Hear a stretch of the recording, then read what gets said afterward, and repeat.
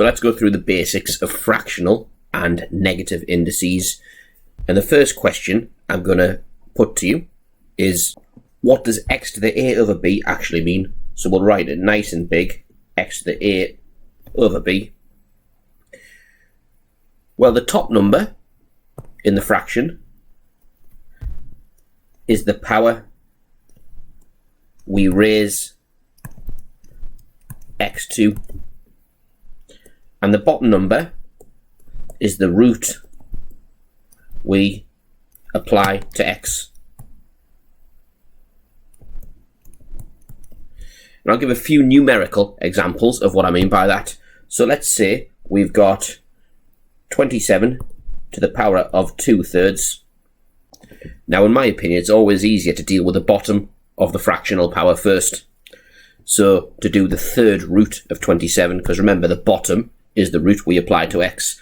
So we're going to apply the third root, the cube root, to 27 to give us 3. The cube root of 27 is 3, but there's still the power to be applied, which is 2, leaving us with 3 squared, which is equal to 9.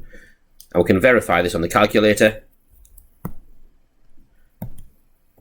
So put in ordinary calculation mode, and 27 to the power of 2/3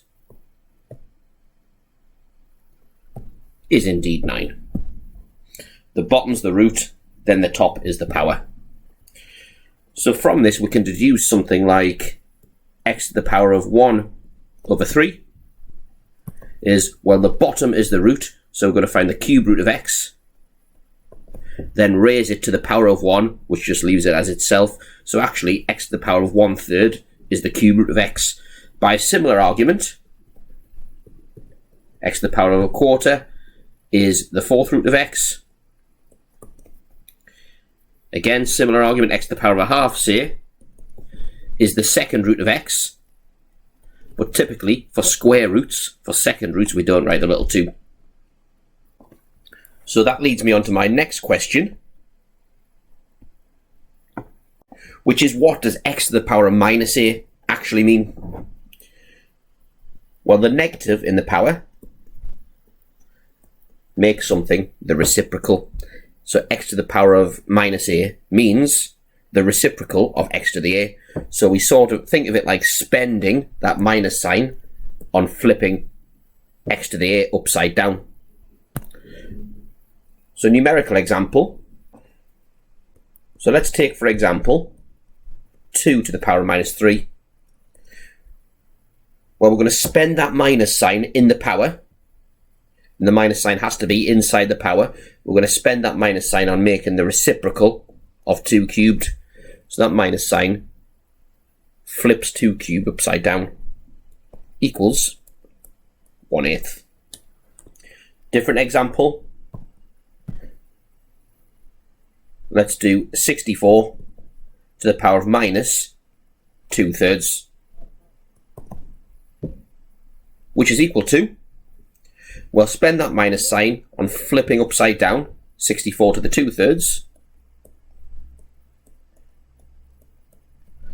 Then we can apply the methods that were shown in the previous section.